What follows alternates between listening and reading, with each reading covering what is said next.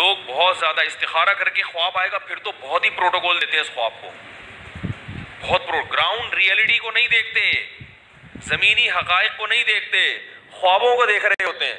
یہ خواب آیا کاروبار بہت چمکے گا, حالانکہ سب کہہ رہے ہیں بھائی نہیں چل رہا ہے یار, سردیوں میں کون برف بیچتا ہے بھائی, دسمبر میں برف بیچ رہا ہے. کہہ رہے ہیں مجھے کیا آیا تھا, خواب آیا. ایک ہوٹل والا ہے, ہوٹل والا, اس کی دکان چل نہیں رہی تھی, اس نے کسی پیر سے تعویذ گنڈے لیے, دکان وہ اللہ نے ویسے ہی چلانی تھی, چل گئی بھائی, کبھی نہیں چل رہی ہوتی, کبھی تھوڑے دنوں میں خود بخود چلنا شروع ہو جاتی ہے. تو اب اس کو اس کے پیر و مرشد نے کہہ دیا دکان تو چلیے مگر 10 بجے دکان بند کرنا ضروری ہے, اگر نہیں بند کی تو یہ کاروبار واپس ریورس ہو جائے گا. اب اس کے ہوٹل میں 10 بجے ٹھیک ٹھاک رش ہوتا ہے, مگر وہ پیر و مرشد کی وجہ سے کیا کر دیتا ہے, بند. مجھے کسی نے بتایا کہ اتنا رش ہوتا ہے سب کسٹمر کو چھوڑ کے نکل لیتا ہے, یہ کہ پیر صاحب نے کہا ہے کہ واپس. میں نے کہا جاہل ہے بیچارہ, فارغات, اس کو بولو کہ نہ اس پیر کے تعویذ گنڈوں سے دکان چلی ہے اور نہ 10 بجے دکان بند کرنے سے کاروبار ٹھپ ہوگا. ویسے تو شریعت کا حکم ہے کہ رات جلدی سو صبح جلدی اٹھو, اس بیس پہ اگر کر رہے ہو تو ٹھیک ہے, پیر صاحب کے کہنے پہ کرنے کی ضرورت نہیں ہے. اس بیس پہ اگر کر رہے ہو بھائی رات کو جلدی سونا چاہیے صبح جلدی اٹھنا چاہیے ٹھیک ہے, لیکن اگر پیر صاحب نے کہہ دیا کہ 10 بجے تو پیر صاحب کو بولو بھائی بس یہ تعویذ اپنے پاس رکھو, میرا کاروبار اللہ نے چلانا تھا چلا دیا. کیونکہ اگر پیر صاحب کے تعویذ سے اس طرح بزنس چل رہا ہوتا تو پھر دنیا میں کوئی بے روزگار نہیں ہوتا. میں نے کہا یہ جو پیر صاحب ہیں ان کا اپنا بزنس اس تعویذ سے چل رہا ہے. ہاں اصل مسئلہ کیا ہے, اس تعویذ سے ان کا اپنا بزنس چل رہا ہے. تو ایسی توہمات کی دنیا میں رہتے ہیں. جینا سیکھو تمیز کے ساتھ. توہمات جو وہمی آدمی ہے خدا کی قسم کبھی بھی سکون میں نہیں رہتا, اس کا اللہ پر توکل تو ہوتا ہی نہیں ہے. ہمیں اللہ نے حکم دیا ہم گراؤنڈ ریئلٹی کو دیکھ کے فیصلہ کریں, پھر نتیجہ کس پہ چھوڑ دیں, اللہ پہ. دکان چلے گی تو اللہ چلائے گا, نہیں چلے گی تو بھائی نہیں چلانی تو کیا ہو سکتا ہے. پھر بھی نہ چلے تو ایک طریقہ بتاتا ہوں, میرا کمپیوٹر خراب ہو گیا تھا, چل کے ہی نہیں دے رہا تھا, بڑے بڑے دکان ان کو دکھا دیا جو کمپیوٹر انجینئر تھے, نہیں چل کے دیا. پھر ایک صاحب آئے, انہوں نے کہا مفتی صاحب ایک حل ہے میرے پاس, چلے گا, اس کا باپ بھی چلے گا. میں نے کہا کیسے؟ کہہ رہے نیچے بیرنگ لگاؤ دھکا دو چلے گا. میں نے کہا یار یہ تو بڑا زبردست, پھر تو چلے گا نا, کیا خیال ہے؟ تو اگر پھر بھی نہیں چل رہا تو ایسے چلاؤ, اور اگر کوئی بزنس نہیں ہو رہا تو سونے کی دکان کھولو. یہ بھی ہمارے دوست کے ساتھ ہوا ہے. وہ کوئی بھی کاروبار کرتے تھے, دیندار آدمی تھے, بھائی اللہ نے رزق کسی کو دینا ہے کسی کو نہیں دینا, سب کا کاروبار چلنا شروع ہو جائے, غریب تو پھر رہے گا ہی نہیں نا, تو سارے زرداری بن جائیں گے بھائی. تو اللہ نے کسی کو غریب رکھنا ہے کسی کو مالدار رکھنا ہے, تو اللہ کا نظام ہے. لِيَتَّخِذَ بَعْضُهُمْ بَعْضًا سُخْرِيًّا, قرآن کہتے ہیں تاکہ بعض کو خادم بنا کے رکھیں. ایک صاحب مجھے کہنے لگے میں نے تجارت کی اہمیت پہ بیان دیا, انہوں نے کہا تجارت کے لیے بھی تو ملازمین رکھنے پڑیں گے.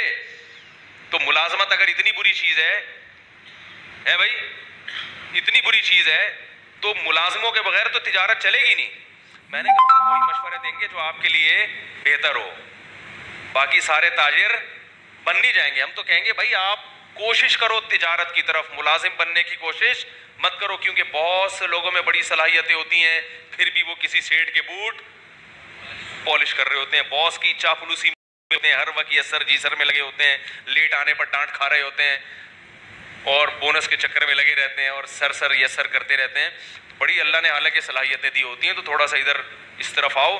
جن کو اللہ نے ملازمت کے لیے پیدا کیا ہے نا وہ رہ جائیں گے, آپ کو اللہ نے ہو سکتا ہے پیدا نہ کیا, آپ خود اپنی حماقتوں سے لگے ہوئے اس میں, تو مشورہ تو اچھا ہی دیا جائے گا نا بھائی. تو کیا کہہ رہا تھا میں, سونے کی دکان کھولیں آپ. ہمارے ایک دوست تھے, کوئی کاروبار نہیں چل کے دے رہا تھا, میں ان کے پاس گیا, انہوں نے کہا یار اب اللہ کا بڑا فضل ہو گیا ہے. دیکھو جو آدمی خوش رہنا چاہتا ہے نا وہ ہر طرح سے رہ لیتا ہے, وہ انجوائے کرتا ہے ہر چیز کو. میں نے کہا اب کہہ رہے اب تو میں نے سونے کا ڈائریکٹ سونے میں ہاتھ ڈالا ہے. میں نے کہا آپ کا تو پاپڑ کا کام نہیں چل رہا تھا پکوڑوں کا, آپ سونے پہ کیسے آ گئے ہے بھائی؟ کہہ رہے اب تو میرے ساتھ میرا بھائی بھی ہے, تو 12 گھنٹے کی ڈیوٹی لگتی ہے, سونے کا کاروبار ہے. کہہ رہے 12 گھنٹے میں سوتا ہوں اور 12 گھنٹے وہ سوتے ہیں, بڑا ٹائٹ چل رہا ہے. تو کیا کہہ رہا تھا یار میں, ہاں تو خواب جو ہے نا، خواب ان کو زیادہ پہلے گراؤنڈ ریئلٹی ہے، اس کے بعد دوسرے درجے میں خواب ہیں. اچھا خواب آ گیا، چلو بھائی اچھی بات ہے، اللہ کی طرف سے کچھ حوصلہ افزائی ہو رہی ہے. لیکن اعمال خراب ہیں اور خواب میں جنت میں ٹہل رہے ہیں تو یہ شیطان کا دھوکہ ہے. اور اعمال اچھے ہیں، گناہوں سے بچنے کی توفیق مل رہی ہے، خواب میں جہنم آ رہی ہے، پریشان ہونے کی ضرورت نہیں ہے. قرآن کیا کہہ رہا ہے؟ اما من اعطا واتقا، جو دے گا اللہ کی راہ میں، صدقہ کرے گا اور گناہوں سے بچے گا، فسنیسرہ للیسریٰ، ہم اس کو جنت کی طرف لے جائیں گے. واما من بخیل واستغنی، اور جو کنجوسی کرے گا، صدقات و خیرات نہیں کرے گا اور شریعت کے حکام کو فالو نہیں کرے گا، اللہ سے تکبر کرے گا، فسنیسرہ للعسریٰ، تو ہم اس کو جہنم کی آگ کی طرف دھکیلیں گے اس کو آہستہ آہستہ. تو پہلے قرآن و سنت ہے، خواب کا درجہ اس کے بولو بھائی بعد ہے. تو اس لیے کسی کو خواب میں آ جائے مرزا سچا نبی ہے کچھ بھی نہیں ہوتا، خواب میں آ جائیں فلاں پیر صاحب ہیں فلاں ہیں، اس سے کوئی فرق. یہ سارے جتنے باطل فرقے ہیں، گمراہ لوگ ہیں، یہ سب الہامات اور خوابوں کی پیداوار ہیں. یہ بات یاد رکھ، سب سب کے پاس کرامتیں ہوتی ہیں.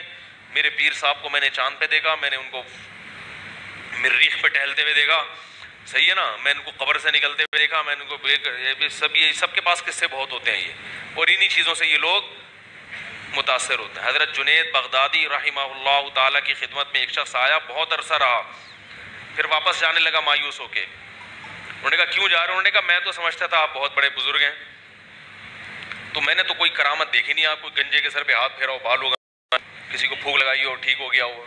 آپ تو ہماری طرح کے صبح پراٹھے کھاتے ہیں، انڈا کھاتے ہیں، اس کے بعد پھر اپنا عبادت کرتے ہیں یا جو بھی، تو ہماری طرح کے آدمی ہیں آپ، کچھ ہو ہی نہیں رہا.